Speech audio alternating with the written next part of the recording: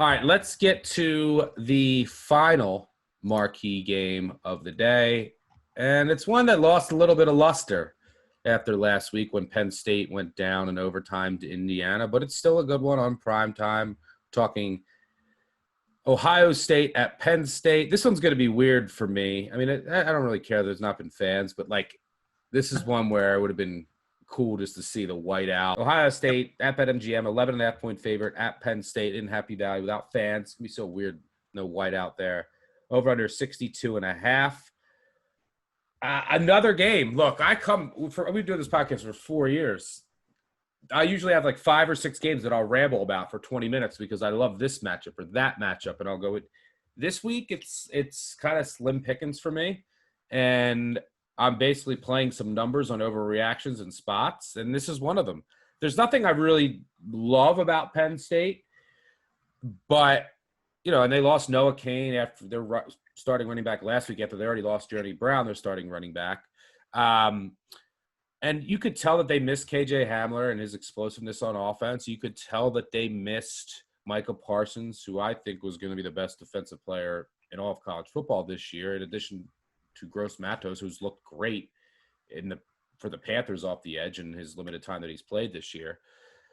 And they lost some other guys, but this is just what I think an overreaction to last week. I make this line 9. I think you actually make it 9 on the dot too. We upload our power ratings to the Action Network, actionnetwork.com and Action Network app. And so I think this is, if I said this line, it should be 9 and you give me 12, I'm pretty much going to take it every time. It's a 3-point difference and it's through a key number.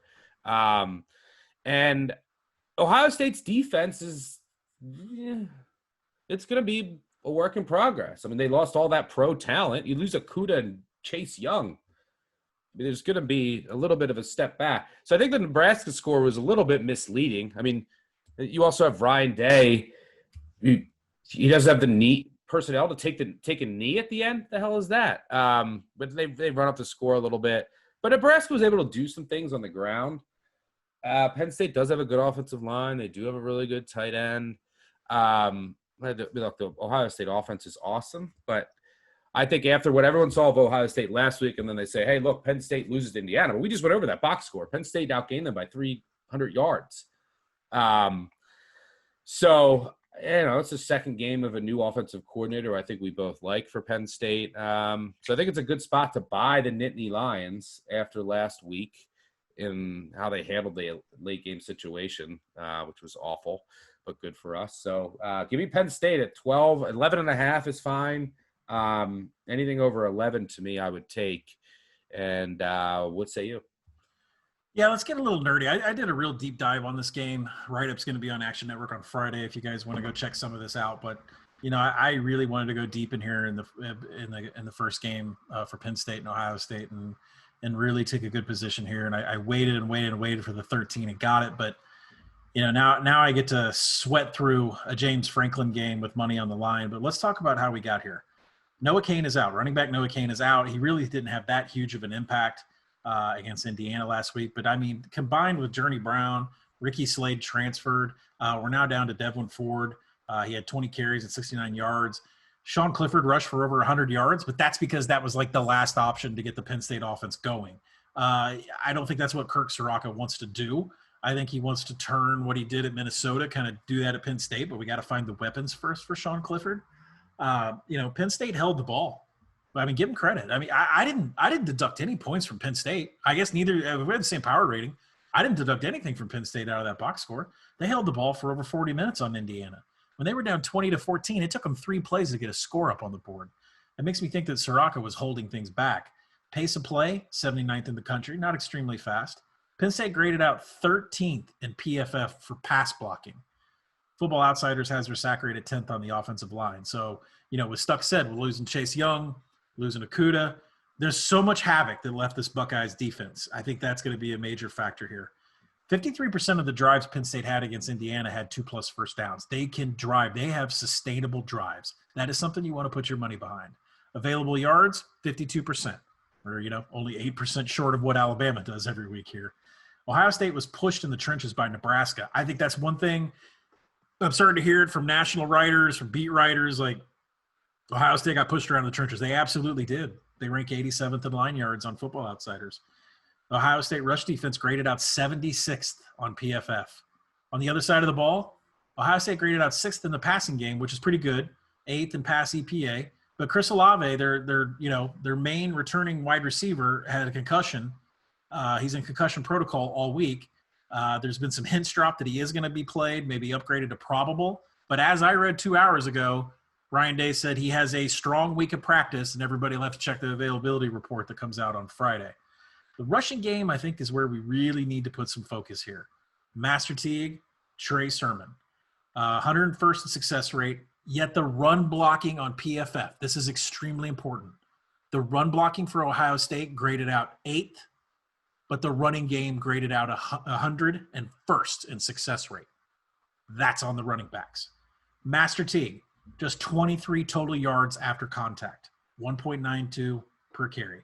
Trey Sermon, only 26 yards after contact, 2.36 yards after contact per attempt. Comparison, J.K. Dobbins, 4 yards after contact on 301 attempts last season. Master Teague and Trey Sermon may not have it in them to be J.K. Dobbins, to be Travis Etienne, to be Tank Bigsby. If it's not there, it's not there. So we're talking about havoc is completely gone off the Ohio State front seven.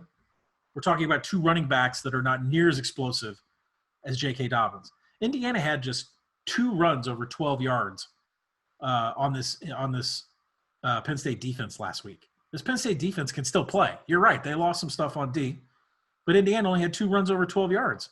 Over half of Indiana's rush attempts last week were stuffed by Penn State. That's a huge stat. Justin Fields, this is what shocked me, Stuck. Justin Fields had 15 rushes last week and took 3 sacks. This is the same Justin Fields that had knee issues, was limited, couldn't get outside the pocket, had all kinds of problems at the end of last year, and he had 15 rushes. So, I got a little bit of under fatigue from what happened last week and losing almost every single under. That's kind of the way that I look at the total. For me, I didn't dock Penn State any power rating points whatsoever. Kept the game around 9. I bought it at 13. I'd buy it again at 11. I'll probably buy it again live at 14. Yeah, it's worth noting that Penn State linebacker Jesse Luketa will be out in the first half for a targeting call. It's something worth noting. He was supposed to be someone that Penn State was really relying on this year after some of their losses. But, yeah, I think that Penn State can have – we said this last week. We don't think Penn State was really showing their full deck of cards against Indiana. With their new offensive coordinator that they pilfered from Minnesota, Kirk Soraka. So maybe they have some things drawn up early against an Ohio State defense that I think is going to be vulnerable early on in the year. And this is basically Penn State's season. If they lose this game, you go to 0-2. It's like, what are you doing? You had national title aspirations. So you will get everything that they have, and you will get everything in the playbook. And I fully expect a cleaner game from Penn State. I mean, look, usually this game is like, 3, 4, 5, the spread. Ohio State's clearly more talented team, but I still think maybe it should be 7, 8, 9, but not over 10. So I'm rolling with Penn State here. We are. I'm interested to see what the decibel level is going to be like. There's no whiteout, right? And I know in the NFL, they have a max decibel level they can set it at, but I haven't seen anything about that in the NCAA about limiting how much noise you can pipe in. That whiteout crowd, that was a serious home field advantage. So I'm kind of interested to see, what the decibel level is when Justin Fields is trying to lead the troops down the field.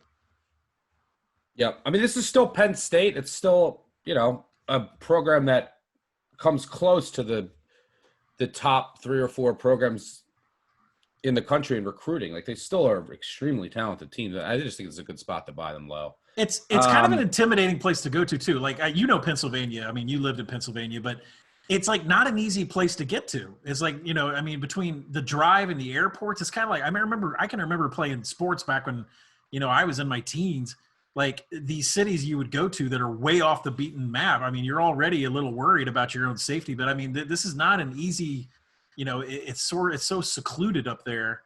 You got to think some of the Ohio State players that haven't been there before. It's going to be, it's just an interesting setting, that entire stadium being empty. It's going to be a scene.